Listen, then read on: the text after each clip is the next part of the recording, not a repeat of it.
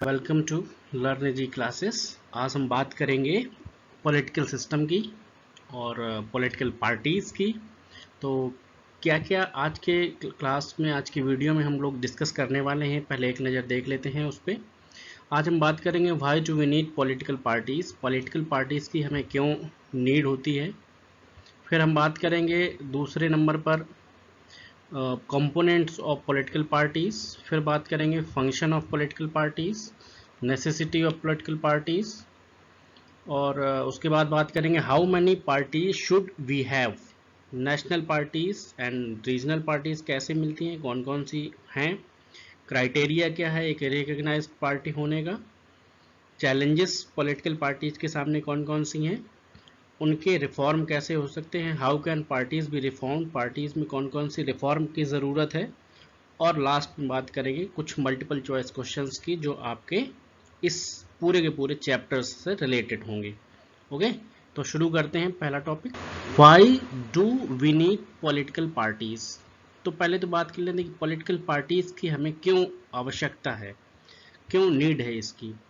तो political parties as a group of people who come together to contest elections and hold power in the government। आप देखते हैं generally जो भी democratic system है, उन डेमोक्रेटिक सिस्टम्स में आपको पार्टी सिस्टम बहुत इम्पॉर्टेंट है और वहाँ पार्टियों का होना बहुत ज़रूरी है। क्यों? क्योंकि यही सारी पार्टियाँ आपस में इलेक्शन लड़ती हैं और इलेक्शन लड़ने के बाद जो भी पार्टी मेजॉरिटी में आती है या ग्रुप ऑफ पार्टीज मेजॉरिटी में आती हैं, वो क्या करती हैं, दे होल्ड द गवर्नमेंट। उनके पास पावर होती है कि वो गवर्नमेंट बनाएं। तो सबसे इम्पोर्टेंट तो चीज़ ये हो गई कि पार्टियों के बिना गवर्नमेंट को बनाना या गवर्नमेंट को रन करना, इलेक्शन लड़ना बहुत मुश्किल काम हो जाएगा। इसलिए पार्टीज़ की ज़रूरत है, पॉलिटिकल पार्टीज़ की ज़रूरत है। दूसरी चीज़, they agree on some policies and programs for the society with a view to promote the collective goods।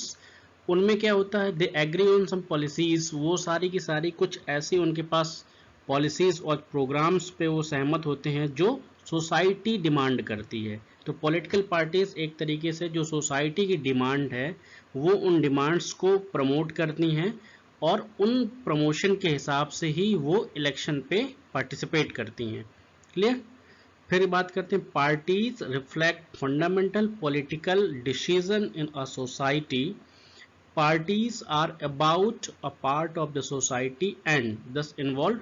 इसमें क्या हुआ कि जो पॉलिटिकल पार्टीज होती हैं उनका फंडामेंटल जो रिफ्लेक्शन है वो सोसाइटी पे डिपेंड करता है कि सोसाइटी का क्या मूड है, सोसाइटी क्या चाहती है। उन्हीं सब विजन्स को पार्टीज क्या करती हैं, आगे लेके जाती हैं।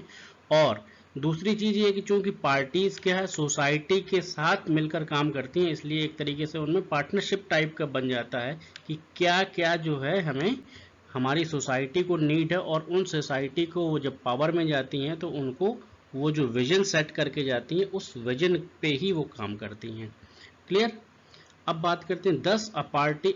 अब इन जिन तीन चीज़ों को हमने देख लिया तो हम कह सकते हैं कि the party is known by which part is stand for, which policies is support and whose interest is uphold.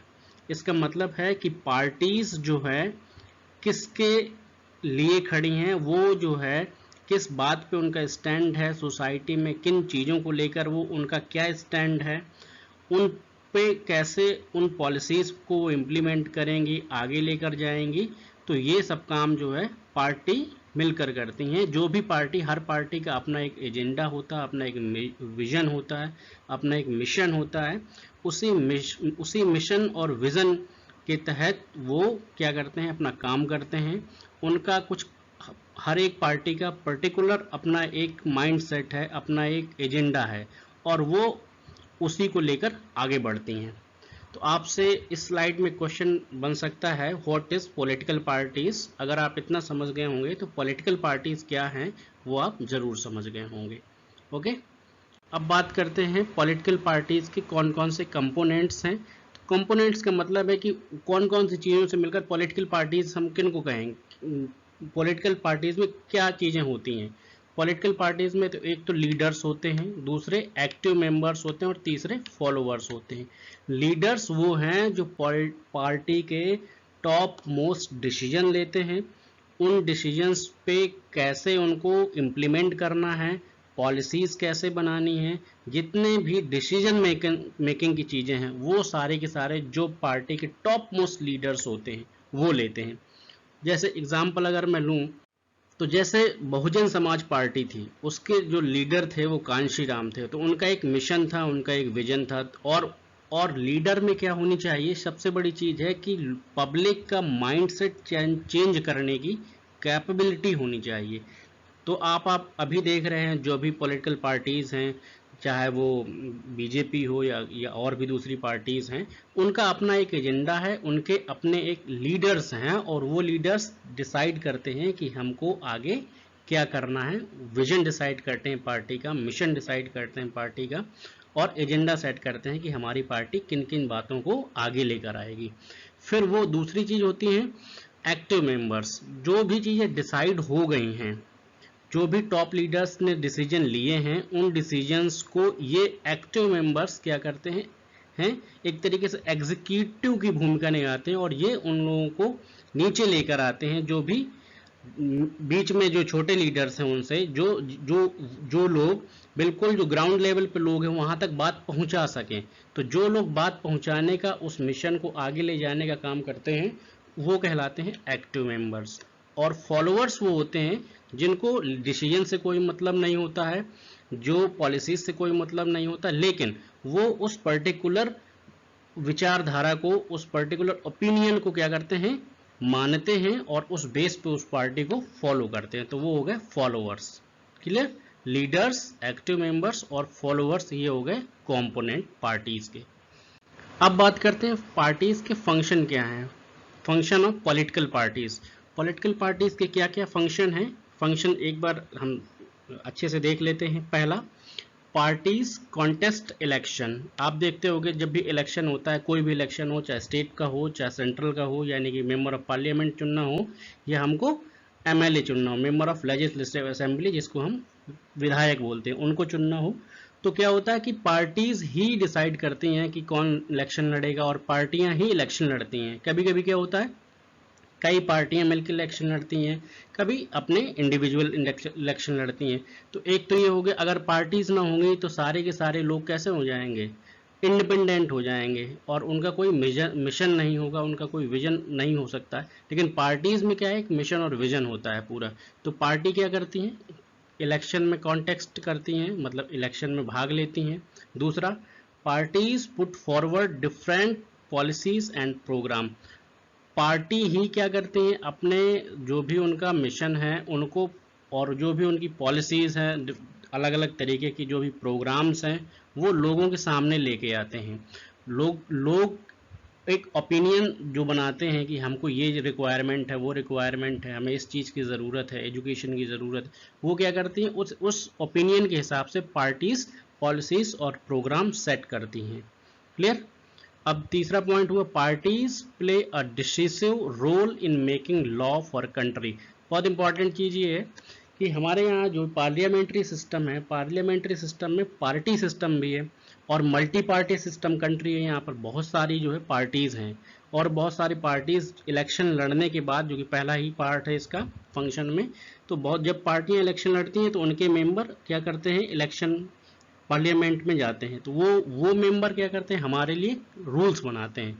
और जो भी पार्टी मेजोरिटी में होती है वो पावर पे होती है, बाकी लोग ऑपोजिशन पे होते हैं, लेकिन ऑपोजिशन का ही बहुत इंपॉर्टेंट रोल है लॉ बनाने में, क्योंकि ऐसे अगर ऑपोजिशन नहीं होगा तो जो भी पावर में होगा वो कुछ भी लॉ बना सकता है, इसलिए ऑपोजिशन बहुत ज़रूरी है। ऑपोजिशन भी उन्हीं पार्टीज से ही आता है। तो पार्टीज क्या करती हैं, हमारे लिए कानून का निर्माण करती हैं। डायरेक्ट पार्टी नहीं करती, लेकिन पार्टी के ही मेंबर्स होते हैं वो वहाँ पर, जो हमारी पार्लियामेंट है। तो वो क्या हो गए, पार्टियों का एक बहुत बड़ा रोल हो गया डिसीजन मेकिंग में और लॉ बनाने में। अगली बात करते हैं parties form and run government. Party ही क्या करती है, जो भी मेजोरिटी में होगी वो गवर्नमेंट बनाएगी और गवर्नमेंट उसी की होगी। हमेशा पार्लियामेंट्री सिस्टम में जैसे इंडिया में है, वहाँ पर क्या होगा, मेजोरिटी में जो भी, अब यहाँ पर ये बात हो सकती है कि एक पार्टी को हो सकता है मेजोरिटी ना मिले, तो कई पार्टियां अलायंस बना के भी गवर्नमेंट को रन कर सकती है, लेकिन पार्टीज ही गवर्नमेंट रन करती हैं। क्लियर। पांचवा, parties that lose in the election play the role of opposition. जो पार्टियां मेजोरिटी को नहीं अचीव कर पाती हैं वो क्या करती हैं, ऑपोजिशन में होती हैं। और मैं आपको बता दूं, ऑपोजिशन में हमारे इंडिया जैसे स्टेट में, इंडिया जैसी कंट्री में क्या है कि टोटल जो सीट्स, मान लिया हमारे इंडिया में 545 सीट्स हैं, तो उसका 10% ऑपोजिट, एक एस्टेब्लिश्ड ऑपोजिशन पाने के लिए, एक लीगल ऑपोजिशन पार्टी बनाने के लिए आपको 10% सीट्स जरूरी हैं। इसका मतलब ये हुआ कि हमारे यहाँ 545 मेंबर्स की अगर लोकसभा है यानी लोअर हाउस है, तो उसमें से जिस पार्टी को भी 55 मेंबर्स जिस पार्टी के होंगे, वो क्या होगी, ऑपोजिशन का रोल प्ले करेगी। वो पार्टी सबसे ज़्यादा वो मेजर ऑपोजिट पार्टी होगी।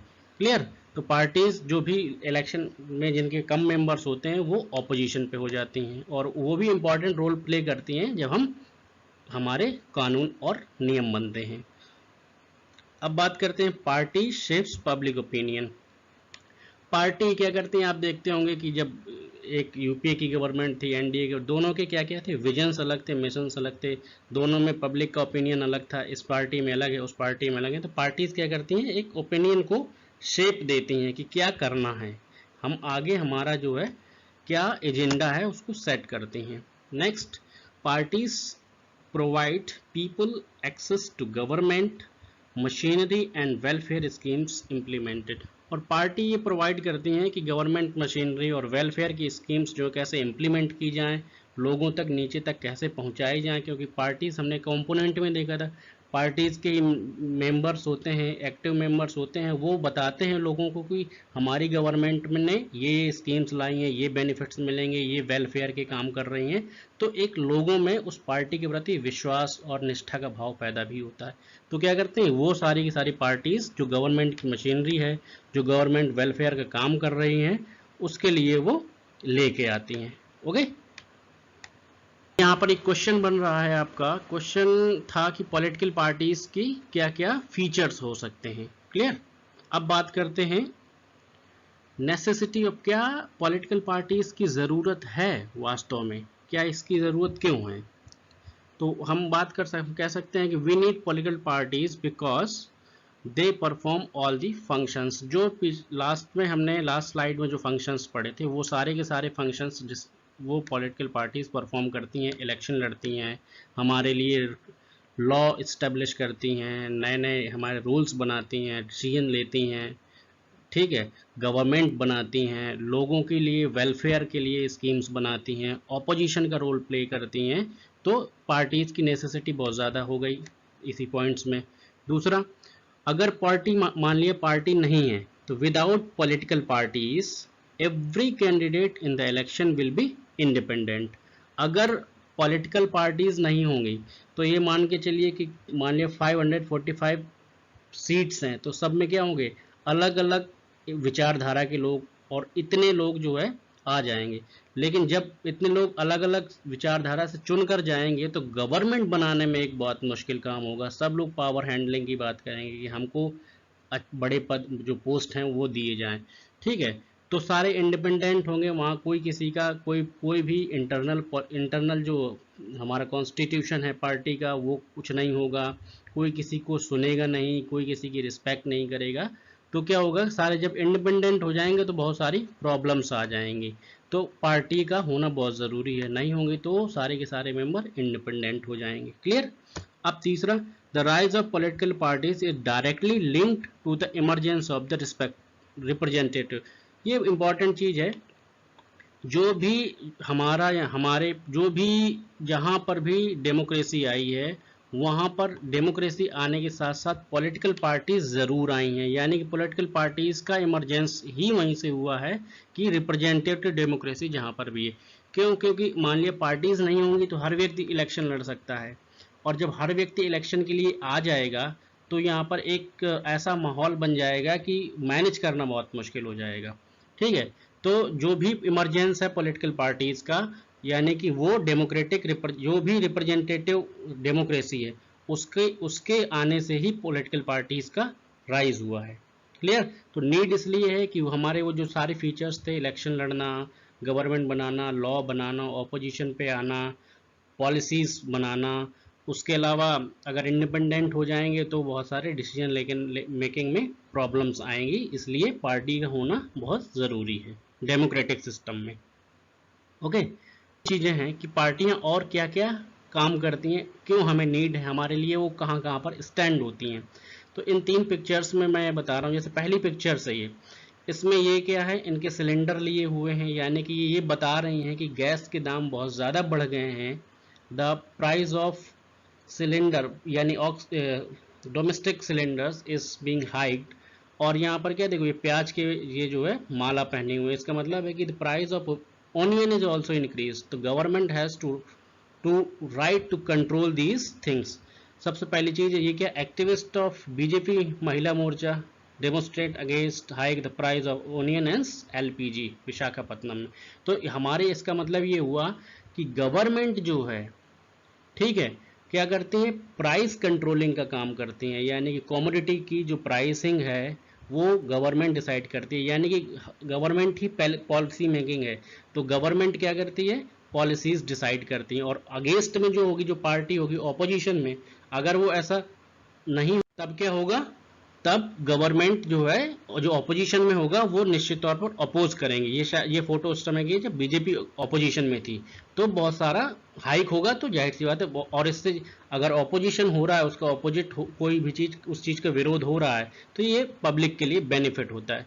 दूसरी फोटो है, यहाँ पर एक गैस लीकिंग हुई थी उड़ीसा में, और वहां पर क्या हुआ, उस जगह के लिए वो गवर्नमेंट क्या करती है, वहाँ पे एक चेक दे रही है, यानी कि अगर कोई भी ऐसी ट्रेजेडी हो जाती है, कोई इंसिडेंट ऐसा, कोई एक्सीडेंट ऐसा हो जाता है जहाँ पर बहुत सारे लोग, बहुत आप देखते हो कि रेलवे में एक्सीडेंट हो जाते हैं, गैस लीकिंग हो जाती है, ठीक है, तब क्या कर, तब भी गवर्नमेंट जो है, यानी कि जो पार्टी है, या तो ऑपोजिट वाले भी, कभी कभी ऑपोजिट पार्टी भी जो है वेलफेयर का काम करती है, वहाँ पर उन लोगों की मदद करती है फाइनेंशियली और फिजिकली, और गवर्नमेंट भी ऐसे मौक़ों पर क्या करती हैं, लोगों की मदद के लिए आगे आती हैं। तीसरी पिक्चर है, activist of CPIM, CPI, OGP and JD take out a rally in Bhubaneswar to protest against POXCO, the Korean steel company, for being permitted by the state government to export iron ore from the Odisha। यहाँ पर क्या है कि government कभी कभी जरूरी नहीं कि सही डिसीजन ले, अच्छे डिसीजन ले, उसमें सारे लोग क्या हों, एक मत हो, सबका एक ही ओपिनियन हो, बहुत सारे लोग अपोज कर सकते हैं। तो यहाँ पर क्या था, एक कोरियन कंपनी को ओर निकालने के, जो जो हमारे आयरन ओर्स हैं उनको निकालने के लिए परमिशन दी जा रही थी, और वहाँ के जो लोकल लोग थे वो उसका विरोध कर रहे थे कि ये सही नहीं है हमारे जो लोकल इन्वायरमेंट है उसके लिए। इसका मतलब ये हुआ कि पार्टी समय समय पर वेलफेयर का काम, प्राइसिंग कंट्रोल, अगर कुछ जो पावर में है पार्टी उस सही नहीं कर रही है तो उसका जो है विरोध का काम भी करती हैं। करते हैं how many party should have. ये इंपॉर्टेंट चीज है, एक डेमोक्रेटिक सिस्टम में पार्टी कितनी होनी चाहिए, ठीक है। और हम बात करेंगे कि और भी जो कंट्रीज है वहाँ पार्टी कैसी हैं, सिंगल पार्टी है, 2 पार्टियां हैं, कई पार्टियां, जैसे हमारे इंडिया में है मल्टी पार्टी सिस्टम है। यहाँ कोई रोक टोक नहीं है, आप कितनी भी पार्टियां बनाइए, कोई भी व्यक्ति पार्टी बना सकता है। तो in democracy any group of citizens is free to form a political party। यहाँ पर सारे के सारे लोग जो है, कोई भी ग्रुप ऑफ सिटीजन्स जो है पार्टी बना सकता है हमारी कंट्री में, ठीक है। More than 750 parties are registered with election commission of India. और पार्टी का रजिस्ट्रेशन कहाँ पर होता है, इलेक्शन कमीशन, जो कि इंडिया में भारत का इलेक्शन कमीशन जहाँ पर है, वहाँ पर उन पार्टीज का रजिस्ट्रेशन होता है। क्लियर? हम in India we have multi party system. हमारे इंडिया का जो डेमोक्रेटिक सिस्टम है वो मल्टी पार्टी सिस्टम, यानी कि बहुत सारी पार्टीज हैं। When several parties in multi party system join hands for the purpose of contesting elections and winning power, it is called an alliance और अ फ्रंट। हमारे यहाँ क्या होता है, मल्टी पार्टी सिस्टम है, तो ये ज़रूरी नहीं है कि कोई एक पार्टी को मेजोरिटी मिलेगी, ठीक है। अगर एक पार्टी को मेजोरिटी मिलती है तो बहुत अच्छा है, अगर नहीं मिलती है तो कई पार्टियां मिलकर एक अलायंस बनाती हैं और वो क्या करती हैं, वो अलायंस जो है गवर्नमेंट को रन करती हैं। क्लियर। तो यानी कि कई पार्टियां होने से ये भी है कि कई विचारधारा के लोग आके एक साथ अलायंस बनाते हैं और फिर वो गवर्नमेंट रन करते हैं। जैसे 2004 में क्या था, 2004 में एक अलायंस था एनडीए का, ये इसको बोलते हैं बीजेपी से संबंधित एनडीए यानी नेशनल डेमोक्रेटिक अलायंस। दूसरा था यूनाइटेड प्रोग्रेसिव अलायंस यूपीए का, यानी ये कांग्रेस पार्टी का था अलायंस। और तीसरा लेफ्ट फ्रंट उनको बोलते हैं जो मार्क्सिस्ट अप्रोच के हैं, वो लेफ्ट फ्रंट में थे। 2004 की बात है। ऐसे ही अभी जो प्रेजेंट गवर्नमेंट है उसमें भी आप देख रहे होंगे बहुत सारी पार्टियां एक साथ हैं, ऑपोजिशन में भी बहुत सारी पार्टियां जो पावर में है गवर्नमेंट उसके साथ हैं, ठीक है। अलायंस आज भी बना हुआ है। और आप याद रखिएगा हमेशा एनडीए को अलायंस यानी बीजेपी के अलायंस को एनडीए बोलते हैं और कांग्रेस के अलायंस को यूपीए कहलाती है। 2004 में ऐसा ही था। अब यहाँ बात करते हैं अदर थोड़ी सी कंट्रीज में कैसी चीजें हैं। In some countries only one party is allowed to control and run the government, these are called one party system या सिंगल पार्टी सिस्टम। एग्जांपल आपका इसमें जैसे चाइना है, चाइना में क्या है, सिंगल पार्टी सिस्टम है, सिर्फ एक ही कम्युनिस्ट पार्टी है और वही कम्युनिस्ट पार्टी इलेक्शन लड़ती है, वही चुनाव। मैंने इस चीज़ के बारे में मेरा एक लेक्चर है डेमोक्रेसी का, उसका लिंक मैं इस वीडियो में के डिस्क्रिप्शन बॉक्स में पड़ा हुआ है, आप वहाँ से देख सकते हैं पूरा कैसे डेमोक्रेसी कैसे रन करती है, सिंगल पार्टी सिस्टम के बारे में पूरी चीज़ बताई है मैंने वहाँ पे, ठीक है।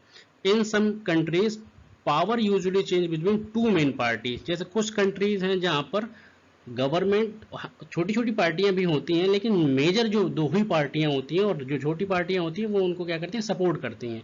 जैसे अब हम दो एग्जांपल लें, यूनाइटेड स्टेट का अगर एग्जांपल लें हम, यूएसए जिसको अमेरिका कहते हैं, वहाँ पर दो पार्टियां हैं, एक रिपब्लिकन पार्टी और दूसरा डेमोक्रेटिक पार्टी। और इसी तरीके से अगर ब्रिटेन की बात करें तो ब्रिटेन में एक है कंजर्वेटिव पार्टी और दूसरा लेबर पार्टी। तो यहाँ दो ही पार्टियां हैं, कभी ये इलेक्शन जीतती है कभी इलेक्शन में दूसरी जीतती है। अब आपसे एक क्वेश्चन है, अमेरिका के जो राष्ट्रपति हैं, जो प्रेसिडेंट हैं डोनाल्ड ट्रंप, वो किस पार्टी से हैं, रिपब्लिकन हैं या डेमोक्रेटिक हैं, कमेंट में बताइएगा आप लोग। अब बात करते हैं नेशनल पार्टीज, कौन कौन सी जो हैं वो नेशनल पार्टीज हैं और कौन सी रीजनल पार्टीज हैं। नेशनल पार्टीज कैसे रिकॉग्निशन मिलता है, उन क्या क्राइटेरिया है, वो इस आगे हम देखेंगे अभी। Every party in the country has registered with election commission, पहले हमने समझ लिया है कि जिसको भी पार्टी बनानी है, किसी भी सिटीजन्स को, उसको क्या करना होगा, इलेक्शन कमीशन के पास अपने आप को रजिस्टर्ड कराना होगा, यानी कि सारी पार्टियां इलेक्शन कमीशन के बाद रजिस्टर्ड हैं।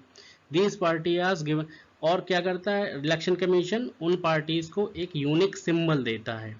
जैसे आप जानते होंगे कि जो इंडियन नेशनल कांग्रेस है उसका हाथ का पंजा है, या आप जो भारतीय जनता पार्टी है उसका कमल, उनका लोटस कमल का फूल है, बीएसपी है बहुजन समाज पार्टी, उसका एलिफेंट है। अभी हम बात करेंगे कुछ और पार्टीज के बारे में।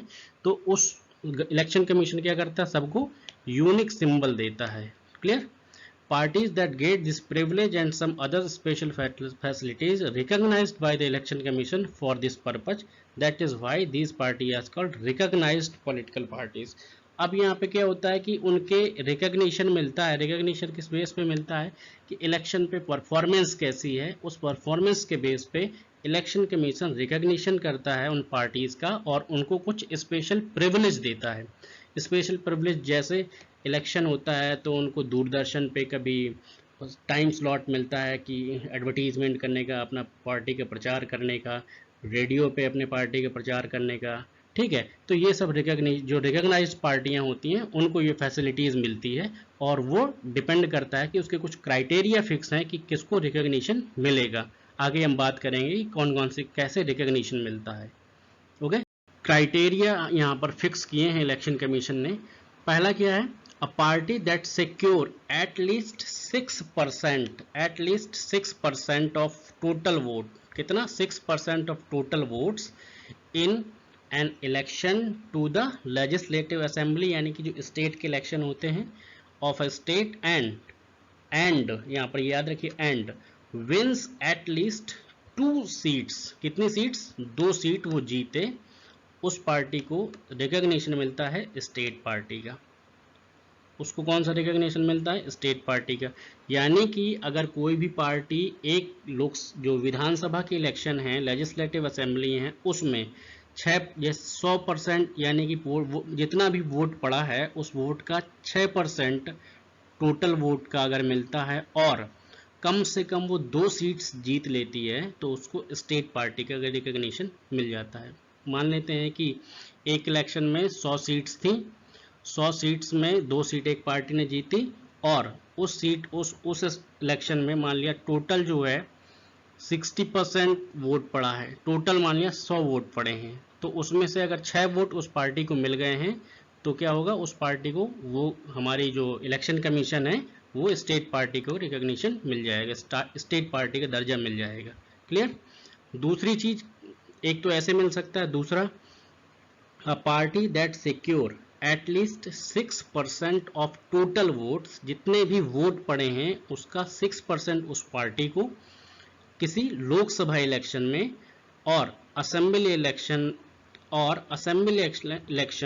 इन 4 seats and win at least 4 seat in Lok Sabha is recognized as national party. National party होने के लिए कैसे रिकॉग्निशन मिलेगा नेशनल पार्टी के लिए, नेशनल पार्टी के रिकॉग्निशन मिलने के लिए आपको उस इलेक्शन में 6% तो वोट शेयर आपका होना चाहिए, और ठीक है, या स्टेट असेंबली में 4 सीट्स और जो आपकी लोकसभा का इलेक्शन है उसमें भी कम से कम 4 सीट मिल रही हों तो उस पार्टी को क्या, उस पार्टी को नेशनल पार्टी का रिकॉग्निशन मिल जाता है। क्लियर। स्टेट पार्टी के लिए आपको 6% वोट और कम से कम विधानसभा के इलेक्शन में 2 सीट्स, और नेशनल पार्टी के लिए 6% वोट और नेशनल यानी लोकसभा इलेक्शन में 4 और असेंबली इलेक्शन में कम से कम 4 सीट मिले तो वो क्या पार्टी हो जाएगी, उसको नेशनल पार्टी का रिकॉग्निशन मिल जाएगा। क्लियर। अब इस क्राइटेरिया के हिसाब से 2018 में हमारे इंडिया में 7 जो है क्या थी, नेशनल पार्टी थी, 7 नेशनल पार्टी थी 2008 में।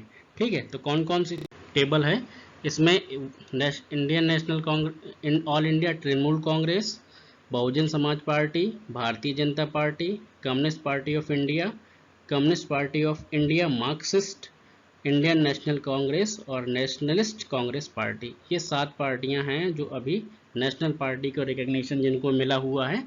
इनका सिंबल्स आप याद रखिएगा कि AITC all India Trinamool Congress का सिंबल क्या है, कभी कभी ऑब्जेक्टिव्स में पूछता है कि सिंबल किस पार्टी का क्या है, तो आप याद रखिए कि 2 पत्तियां हैं, एलिफेंट है BSP का, ये जो कमल है लोटस इसको भारतीय जनता पार्टी का, और ऐसे ही सभी का। और ये याद रखिएगा कि इस पार्टी को फॉर्म किसने किया था, बनाया किसने था, और अप्रोच क्या है उस पार्टी की, क्या विचारधारा है। ठीक है, इस समय इसके प्रेसिडेंट आप बताइएगा, मुझे एग्जांपल देके कमेंट में बताइएगा। ऑल इंडिया तृणमूल कांग्रेस की जो प्रेसिडेंट हैं वो ममता बनर्जी हैं। इसी तरीके से बहुजन समाज पार्टी की मायावती हैं, भारतीय जनता पार्टी की JP नड्डा हैं, कम्युनिस्ट पार्टी ऑफ इंडिया के D राजा हैं, कम्युनिस्ट पार्टी ऑफ इंडिया के सीताराम येचुरी हैं। ये एक ही पार्टी थी, 1964 में अलग हो गई थी मार्क्सिस्ट पार्टी से, कम्युनिस्ट पार्टी से, तो कम्युनिस्ट पार्टी मार्क्सिस्ट बन गई थी। इसके करंट प्रेसिडेंट सीताराम येचुरी हैं। इंडियन नेशनल कांग्रेस के सोनिया गांधी हैं, और ये सबसे पुरानी पार्टी है। इसका फॉर्मेशन हुआ था हमारा 1885 में A.O. ह्यूम के द्वारा। ये याद रखिएगा, इंडिपेंडेंस के पहले की एक ही मात्र पार्टी थी, और इसी पार्टी से कई पार्टियां, जो जनसंघ बना, जनसंघ बाद में BJP बन गई, और बाकी इंडियन नेशनल, ये नेशनलिस्ट पार्टी, ये सारी की सारी कांग्रेस पार्टी से अलग अलग होकर बनी है। इंडियन नेशनल कांग्रेस याद रखिएगा 1885 में एक ब्रिटिश व्यक्ति ने, जिसका नाम था A.O. ह्यूम, एलन ऑक्टेवियम ह्यूम, उसने इसको बनाया था। ठीक है, इंडियन नेशनल कांग्रेस को A.O. ह्यूम ने बनाया था। और हमारी जो करंट जो गवर्नमेंट है बीजेपी जो है, जनसंघ जो सबसे पहले 1951 में बना, फिर 1951 जनसंघ से 1980 में वो BJP बन गया, और श्यामा प्रसाद मुखर्जी ने जनसंघ के जो संस्थापक थे वो उस टाइम पे थे। बाद में लाल कृष्ण आडवाणी और अटल बिहारी वाजपेयी जैसे लोगों ने इस पार्टी को आगे पहुंचाया। क्लियर? तो ये थी 7 पार्टियां, आप इनको ध्यान रखिएगा। अब बात करते हैं कुछ स्टेट पार्टीज की। बहुत सारे, हर स्टेट में लगभग 2-3 पार्टियां, 4 पार्टियां रीजनल पार्टीज हैं। ठीक है, हम पूरी तो नहीं देखेंगे, कुछ जो हैं जहां पर जो पावर में है कुछ पार्टीज, उनकी बात कर लेंगे। जैसे जम्मू कश्मीर में भी लोकल पार्टीज ही रही हैं, अभी तो प्रेसिडेंशियल रूल है।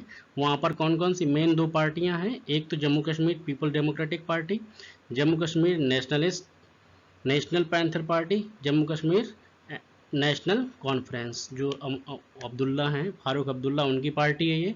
और जो पीपल्स डेमोक्रेटिक है, ये महबूबा मुफ्ती हैं इसकी प्रेसिडेंट जो है। इसी तरीके से उत्तर प्रदेश में समाजवादी पार्टी, अखिलेश यादव हैं जिसके, और राष्ट्रीय लोकदल, 2 रीजनल पार्टी हैं। बिहार में देख लेते हैं, जनता दल यूनाइटेड है, और वहाँ पर राष्ट्रीय लोक समता पार्टी है, राष्ट्रीय जनता दल है, और जनता दल यूनाइटेड जिसकी गवर्नमेंट है अभी। क्लियर?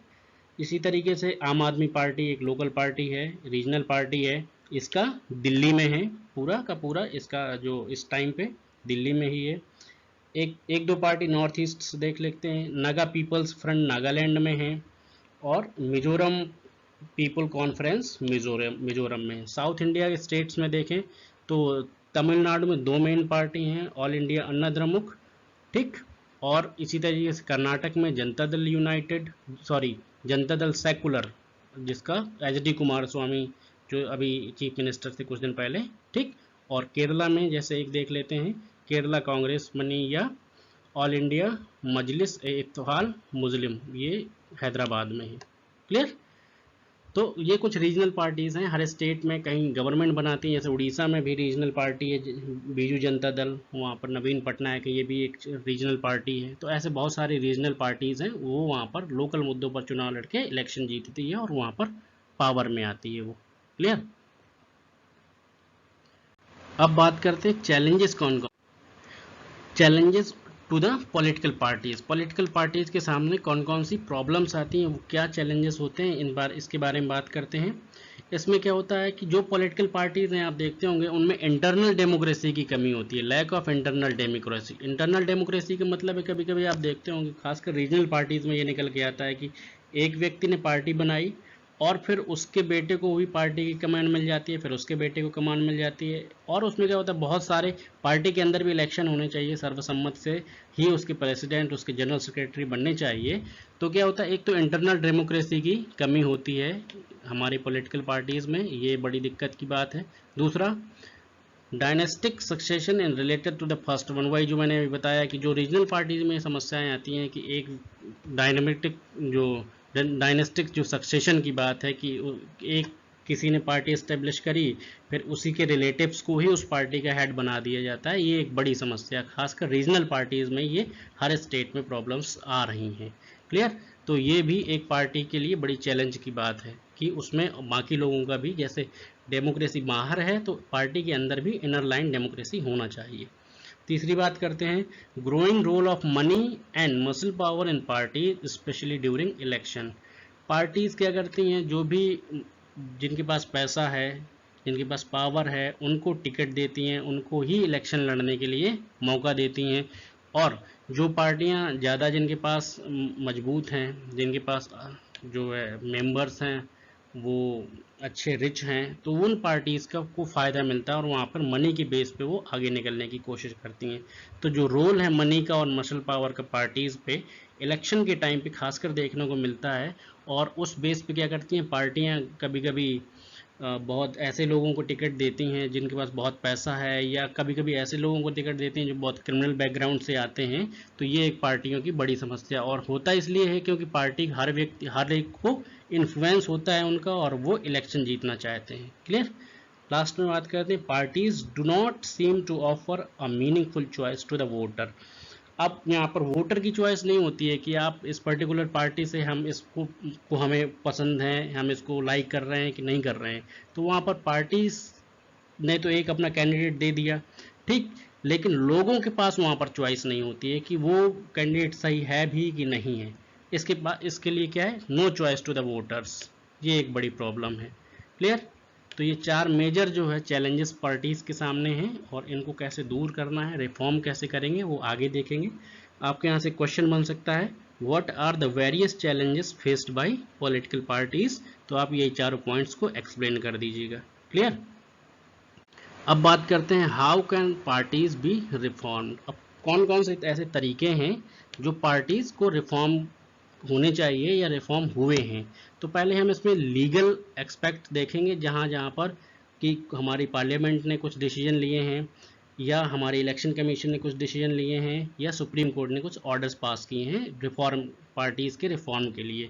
ठीक है, तो पहली बात करते हैं the constitution was amended to prevent elected MLA and MPs from changing parties.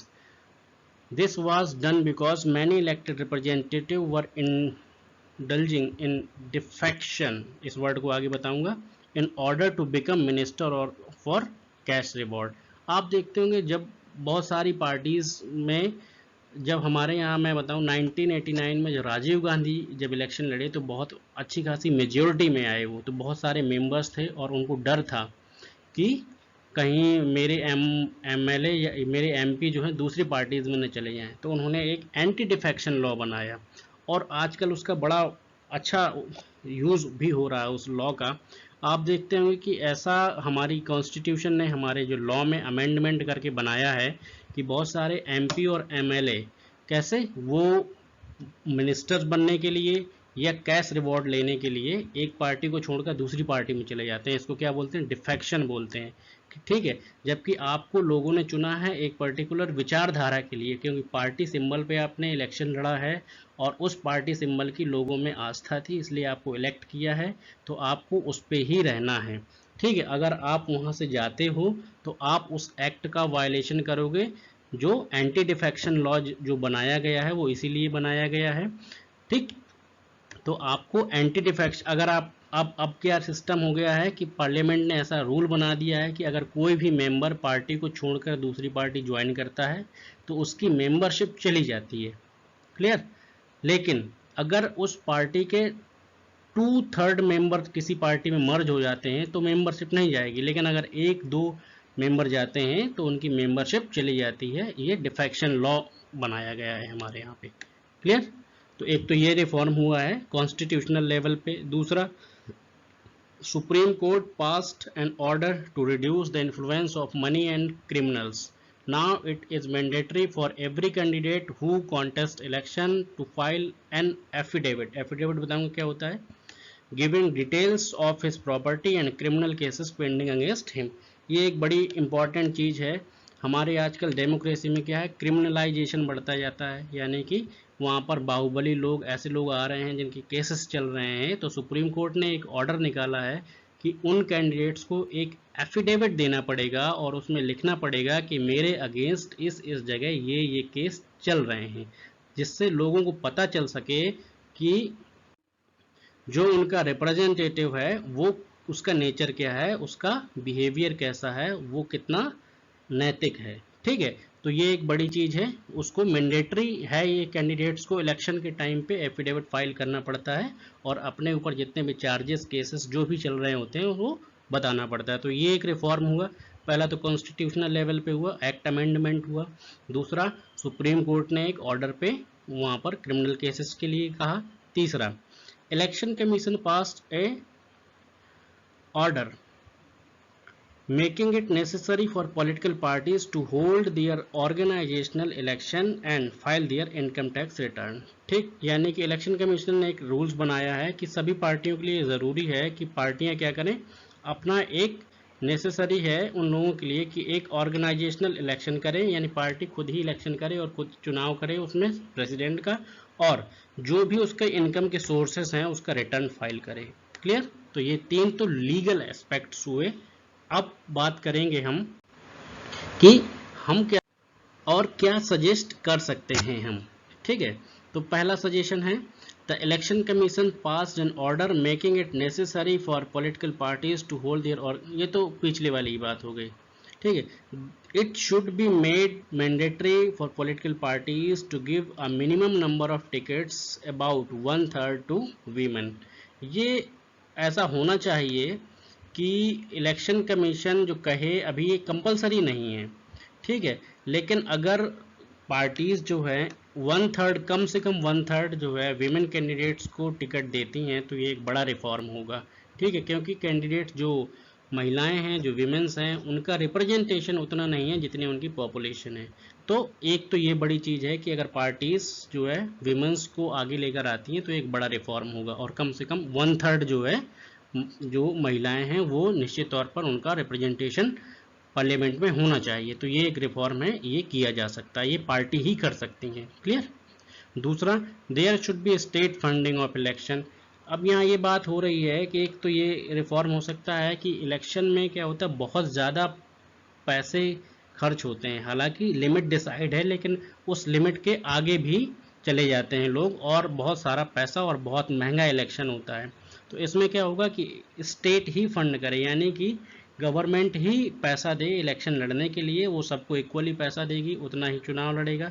तो क्या होगा, एक जो बहुत हाई फाई जो चुनाव इलेक्शन हो गए हैं आजकल, बहुत ज़्यादा पैसा जिसमें लग रहा है, उस पर कंट्रोल किया जा सकता है, क्योंकि जब पैसा ज़्यादा लगेगा तो आगे जो इलेक्ट होकर लोग जाएंगे वो पॉसिबिलिटी हो जाती है कि वो करप्शन भी करें आगे, ठीक है, तो वो चीज़ हो सकती है। तो एक तो ये हो सकता है कि महिलाओं का रिप्रेजेंटेशन बढ़ाने के लिए पार्टियां उनको टिकट दें, और दूसरा इलेक्शन जो है स्टेट फंडिंग होना चाहिए। दो और तरीके हो सकते हैं रिफॉर्म करने के। पहला, people can put pressure on political parties, लोग ही प्रेशर करें कि हमें ये कैंडिडेट नहीं चाहिए या ये कैंडिडेट चाहिए, ठीक है, और उनकी जब लोग इसको डिमांड करेंगे तो पॉलिटिकल पार्टीज पे प्रेशर होगा, और वो अच्छे कैंडिडेट, साफ सुथरे छवि वाले कैंडिडेट, जिनका जो है जो इथिकल हैं, जिन पे केसेस नहीं हैं, जो मनी की तरफ नहीं भाग रहे हैं, जो लोगों पे काम करने की इच्छा शक्ति है जिन पे, उनको क्या करें, उनको ही टिकट दें इलेक्शन लड़ने के लिए। तो एक तो ये हो सकता है कि लोग ही क्या करें, पॉलिटिकल पार्टीज पे प्रेशर क्रिएट करें। दूसरा, political parties can improve, political party improve कैसे हो सकती है, if those want to join political party, कुछ अच्छे लोग अगर पॉलिटिकल पार्टीज को ज्वाइन करें तो भी, जब अच्छे ही लोग पॉलिटिशियंस होंगे तो भी एक अच्छा रिफॉर्म हो सकता है। क्लियर। अगर आपसे सजेशन पूछे तो 3 सजेशन, वो एक इलेक्शन कमीशन का, एक कॉन्स्टिट्यूशनल अमेंडमेंट का, और एक सुप्रीम कोर्ट के ऑर्डर का, जिसमें साफ साफ कहा गया है कि आपको क्रिमिनल केसेस दिखाने हैं, और अपनी तरफ से आपको लिखना है। तो वुमेन्स को 2/3 रिप्रेजेंटेशन होने के लिए पार्टीज टिकट दें, स्टेट फंडेड इलेक्शन हो, लोग पार्टीज पे प्रेशर करें कि कैंडिडेट अच्छे आए, और अच्छे लोग पार्टीज पे पार्टी को ज्वाइन करें। तो आपसे एक क्वेश्चन है, suggest some reform to strengthen parties so that they perform their function well. इस क्वेश्चन का आंसर आपको इन्हीं पॉइंट से मिल जाएगा।